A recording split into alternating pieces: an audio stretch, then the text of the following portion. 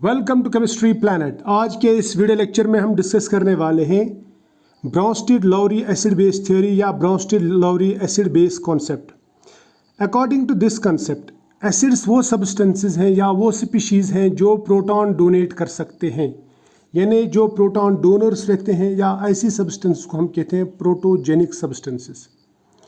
और बेसिस वो स्पीशीज़ रहते हैं, वो सब्सटेंसेस रहते हैं जो प्रोटॉन्स को एक्सेप्ट करते हैं या एक्सेप्ट कर सकते हैं। ऐसी सब्सटेंस को हम कहते हैं protophilic substances. So acids are protogenic और बेसिस आर प्रोटोफिलिक सब्सटेंसेस, या एसिड्स आर प्रोटॉन डोनर्स और bases are proton acceptors. Proton का मतलब H पॉजिटिव आयन है।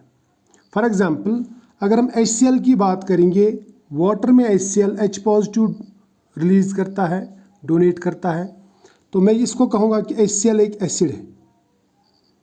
और अगर मैं CH3COH यानी एसिटिक एसिड को पानी में डिज़ोल्व करूँ तो वो भी H पॉजिटिव आयन देता है, यानी प्रोटॉन देता है, प्लस बनाता है CH3CO नेगेटिव यानी एसिटेट आयन।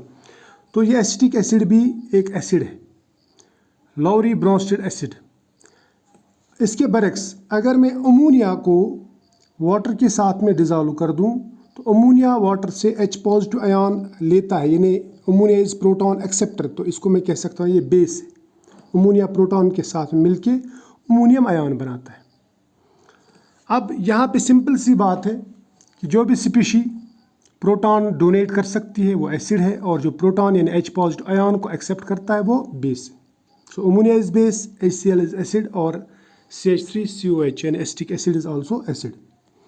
अब इनमें कुछ इंपॉर्टेंट पॉइंट्स आपको याद रखनी है। जो लाउरी ब्रोंस्टेड एसिड बेसिस रहते हैं, इनकी रिएक्शंस रिवर्सिबल रहती हैं, या मैं कह सकता हूँ all Bronsted Lowry acid base reactions are reversible. जैसे मैंने यहाँ पे दिखाया, ये रिएक्शंस रिवर्सिबल है।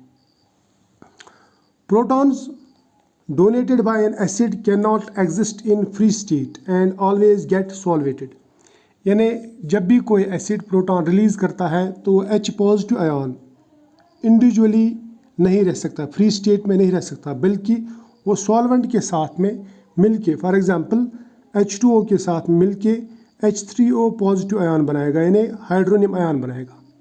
H positive ion free state में नहीं रहता, बल्कि वो सॉल्वेंट के साथ में कंबाइन होता है या बेस के साथ में कंबाइन होके रहता है।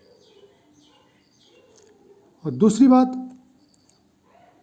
Acid can donate a proton only when there is an acceptor, यानी एक स्पीशी तभी प्रोटॉन डोनेट कर सकती है जब सामने कोई एक्सेप्टर हो जो उस प्रोटॉन को एक्सेप्ट कर सके।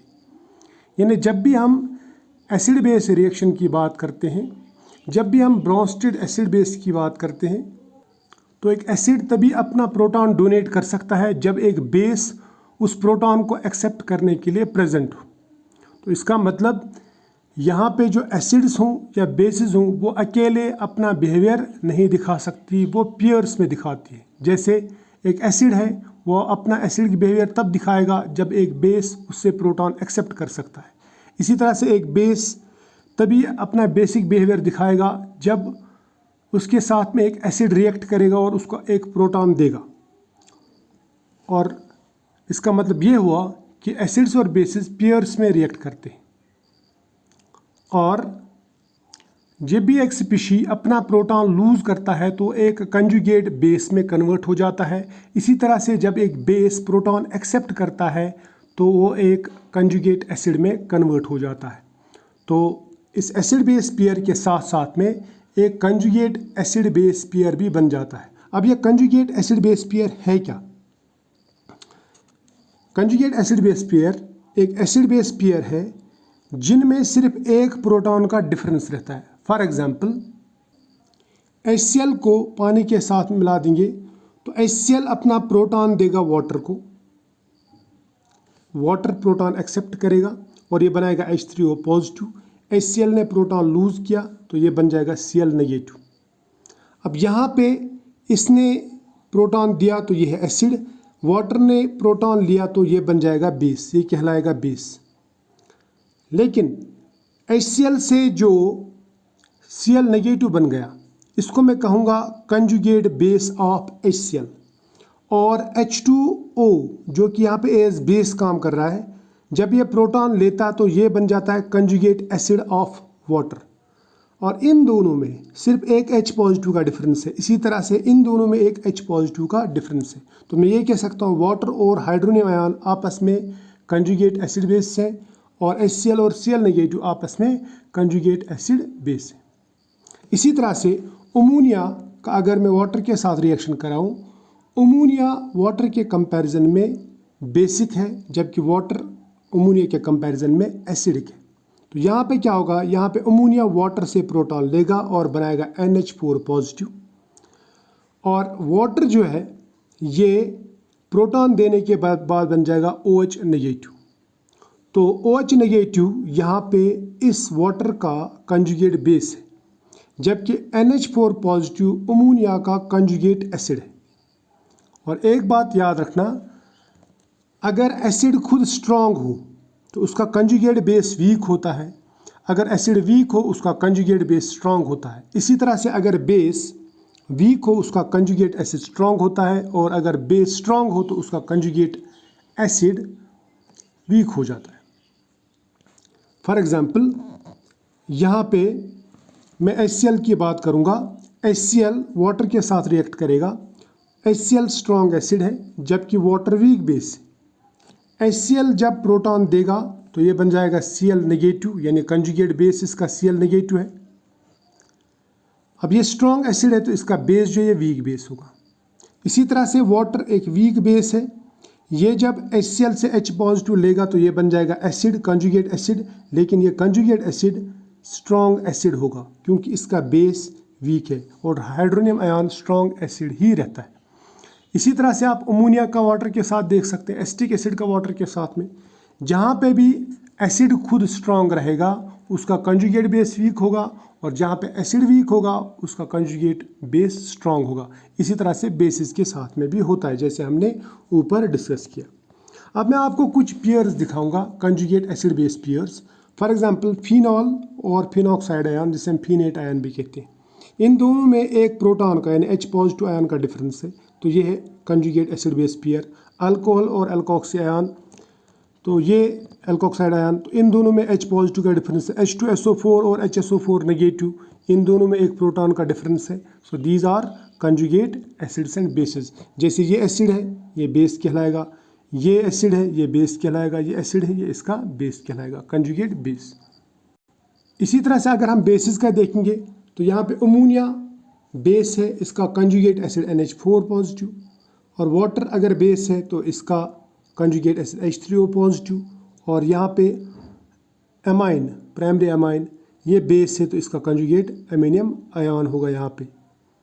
ठीक है, तो यहाँ पे और एक चीज़ आप देखेंगे कि वाटर कभी एसिड एक्ट करता है तो कभी बेस एक्ट करता है, वो डिपेंड करता है वो कि किसके साथ में रिएक्ट करता है, रिएक्ट किसके साथ में कर रहा है। तो अगर इस चीज़ को हमें समझना है तो नेक्स्ट लेक्चर में मैं आपको ये कॉन्सेप्ट समझा दूंगा, लेवलिंग इफेक्ट और डिफरेंशिएटिंग इफेक्ट समझा दूंगा।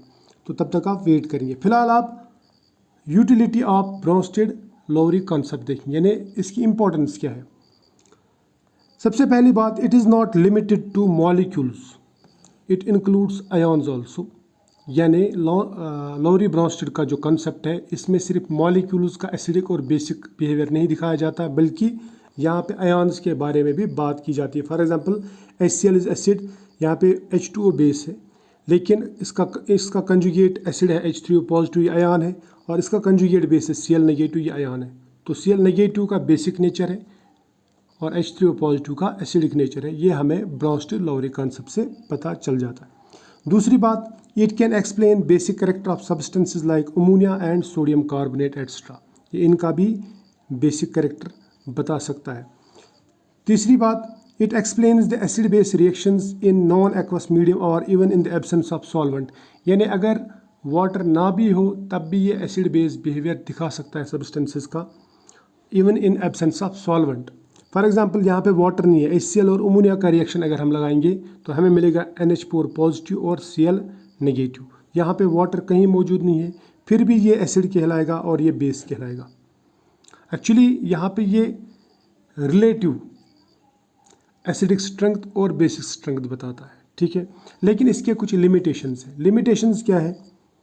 The protonic definition can not be use to explain the reactions occurring in non protonic solvent such as COCl2 या फिर SO2 N2O4, यानी जहाँ पे प्रोटॉन नहीं होगा उनके लिए ये एप्लीकेबल नहीं है। इस तरह से it can not explain the reactions between acidic oxides like CO2, SO2, SO3 etc. and the basic oxides like CaO, BaO, MgO etc. यानी प्रोटॉन के बगैर भी सब्सटेंस एसिडिक हो सकती है और प्रोटॉन एक्सचेंज के बगैर भी एसिड बेस रिएक्शन हो सकती है। फॉर एग्जांपल ये जो ऑक्साइड्स आपको दिख रहे हैं, कार्बन डाइऑक्साइड, सल्फर ट्राइऑक्साइड, ये तो एसिडिक है, एसिडिक ऑक्साइड्स, जबकि ये metal oxides like calcium oxide, barium oxide या मैग्नीशियम ऑक्साइड्स ये बेसिक ऑक्साइड्स हैं। लेकिन लॉरी ब्रॉन्स्टेड के कंसेप्ट के हिसाब से या इस डेफिनेशन की मदद से हम, इस थ्योरी की मदद से हम इनका एसिड बेस बिहेवियर एक्सप्लेन नहीं कर सकते। फॉर एग्जांपल यहाँ पे कैल्शियम ऑक्साइड जो कि बेसिक ऑक्साइड है और SO3 जब आपस में रिएक्शन करते हैं ये बनाते हैं कैल्शियम सल्फेट, ये एसिड बेस रिएक्शन है, लेकिन यहाँ पे प्रोटॉन ट्रांसफ़र नहीं होता, फिर भी ये एसिड्स और बेसिस हैं। तो ब्रॉन्स्टेड लॉरी कॉन्सेप्ट हमें ये चीज़ नहीं समझा सकता, ये इस थ्योरी में इंक्लूड नहीं होता। इसी तरह से substances like aluminium chloride, FeCl3 या BF3 extra do not have any hydrogen, hence cannot donate a proton but are known to behave as acids।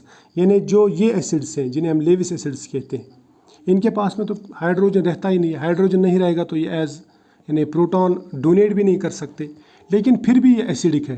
तो ये सब्सटेंसेस लॉरी ब्रॉन्स्टेड थ्योरी के हिसाब से हम एक्सप्लेन नहीं कर सकते हैं कि ये एसिडिक क्यों है। तो इसमें कुछ शॉर्ट कमिंग्स भी है, कुछ इंपॉर्टेंट चीज़ें भी है, यूज़फुल चीज़ें भी है। तो ये था ब्रॉन्स्टेड लॉरी कॉन्सेप्ट का एसिड बेस थ्योरी।